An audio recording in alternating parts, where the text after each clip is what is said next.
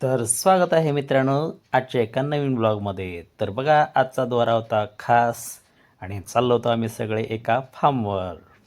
बघा तर आम्ही आलो होतो एका शेतकऱ्याच्या फार्म व्हिजिटवर. तर अशा पद्धतीनं तिथं चांगल्या पद्धतीचे जातिवंत शेळ्या आणि मेंढ्या होत्या. तर ती आम्ही बघायला आलेलो होतो.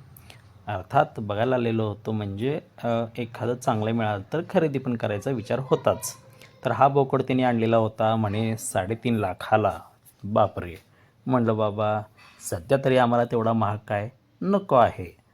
अर्थात हा आहे त्यांचा बादशाह.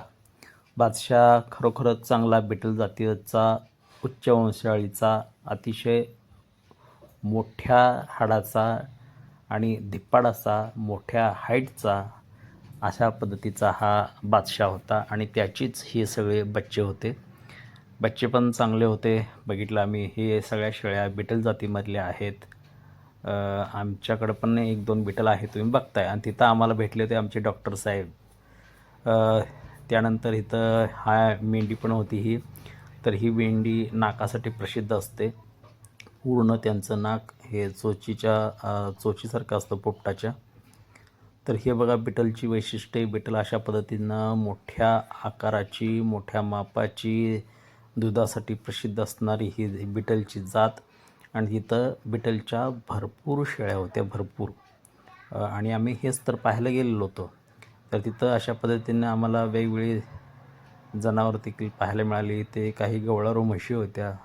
त्यांची माहिती सांगितली त्यांनी. माहिती म्हणजे दुधाची कॅपॅसिटी वगैरे सांगितली. बाकीच्या आमचा अभ्यास तेवढा आहेच. विविध प्रकारच्या जाती प्रत्येक कोणत्याही प्राण्याच्या सांगितला तर आपण तेवढं सांगू शकतो आहे. हे आपल्याला तेवढं माहिती आहे. त्या पद्धतीनं आम्हाला कोणत्याही प्राण्याबद्दल माहिती विचार आम्ही सांगू शकतो. आता ही आहे बर्बरी शेळ्यांची जात. हे दिसायला सुंदर असतात, आकर्षक असतात, वजनाला पण चांगले बसतात, पण थोडेसे हाईटनं कमी असतात. ह्या आहेत बिटल जातीच्या शेळ्या. यांना दूध भरपूर, वजन वाढ चांगली आणि हट्ट्या-कट्ट्या मोठ्या मापाच्या असतात. बघा ही शेळी तर अगदी छातीला लागत होती, अशी मोठ्या मापाची शेळी होती. आणि लाल डब्बा कलर होता, पांढरा डब्बा कलर, लोहा कलर, त्यानंतर काळा कलर, अशा पद्धतीने विविध कलरमध्ये देखील त्या शेळ्या होत्या. आम्ही त्या सगळ्या शेळ्या पाहिल्या. काही खरोखरच जातिवंत आणि मोठ्या अगदी तंदुरुस्त मोठ्या मापाच्या जास्त वजनाच्या शेळ्या होत्या त्या. मेंढ्या पण काही होत्या खास नाकासाठी प्रसिद्ध असणारी जी काय नाखाडी, त्या अशा मेंढ्या पण तिथं होत्या. त्या देखील आम्ही पाहिल्या.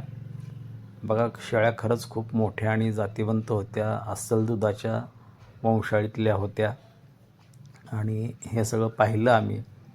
त्यांचं चारा व्यवस्थापन काय असतं, काय दररोज आल्यानंतर खुराक घालतात, ही पण थोडीफार माहिती घेतली. तर ते दिवसभर चरायला जातात. हे मुक्त पद्धतीचं त्यांचं शेळीपालन आहे, हे आम्ही बघितलं, याची माहिती घेतली. दिवसभर चारून आणतात. त्यानंतर इथले काही नर अशा पद्धतीनं त्यांनी विक्रीसाठी ठेवलेले होते. त्या बादशाहचीच पैदास आहे. बघा शेळ्या पण खूप मोठ्या आणि मोठ्या उंच आणि मोठ्या मापाच्या शेळ्या, डबल बोन म्हणतात आपण त्याला, अशा दुधाच्या जातीतल्या ह्या सगळ्या शेळ्या होत्या. अगदी आमच्या छातीला लागत होती. त्यांची उंची एवढी असे छान होत्या, मजबूत होत्या, खूर मोठे मजबूत पायाच्या अशा ह्या त्यांच्या सगळ्या शेळ्या होत्या. आणि मग मात्र हे त्यांचा गोठा पण पाहिला.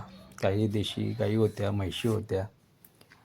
अशा पद्धतीने त्यांची सगळी माहिती घेतली आणि आम्ही पुढच्या दौऱ्यासाठी निघालो. त्यानंतर इथं आलो काही उच्च वंशाळीच्या मेंढ्या बघण्यासाठी. आणि त्यांच्या मेंढ्या ह्या अशा अतिशय सुंदर देखण्या आणि आम्हाला जे पाहिजे होतं नाकाडे, तशा पद्धतीच्या ह्या नाकाडीमधल्या मेंढ्या होत्या. तर इथं कमी होत्या, आम्ही त्या पाहिल्या, त्यांची माहिती घेतली. तर अशा पद्धतीने त्यांची माहिती, किमती पण चांगल्या होत्या. 60-60, 70-70 हजार रुपयाला एक मेंढी अशा पद्धतीच्या किमती होत्या. आणि त्यानंतर आम्ही त्यांना घेऊन पुढे निघालो. त्यांच्या मेंढ्या चरायला गेलेल्या होत्या. तर प्रत्यक्ष रानामध्ये आम्ही तिथल्याच त्या मालकाच्या मुलाला सोबत घेतलं आणि जिथं त्यांच्या मेंढ्या चरायला गेलेल्या होत्या तिथं गेलो. तर आलो इथं बघा. तर इथं आल्यानंतर आम्हाला त्यांच्या मेंढ्या दिसल्या. मग आम्ही त्यांच्या मेंढींचं निरीक्षण केलं की आम्हाला जसं जे पाहिजे होतं, कारण आमची एक मेंढी होतीच, आम्ही तिला आणायला गेलेलो होतो तिकडं. खरं तर तिला एका ठिकाणी ठेवलेलं होतं काही दिवसांसाठी, नैसर्गिक रेतनासाठी आम्ही तिकडे ठेवलेलं होतं. आता तिचं रेतन झालेलं होतं म्हणून आणायला गेलेलो होतो. मग बाकीच्यासोबत तिच्यासोबत आणखी एखादी मिळाली तर घ्यायची असा विचार करून आम्ही निघालेलो होतो.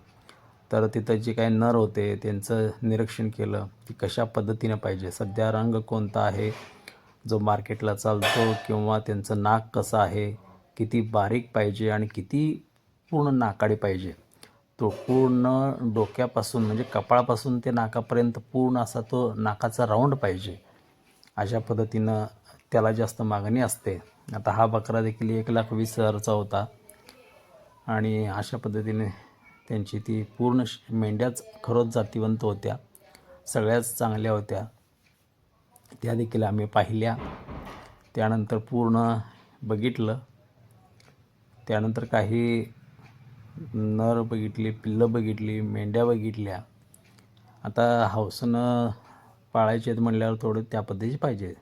त्यानंतर आम्ही पुढे गेलो एकाच्या दुसऱ्या शेडवरती आणि तिथल्या मेंढ्या मित्रांनो खरंच खूपच अगदी अतिशय जातीवंत आणि खूप मोठ्या अशा होत्या.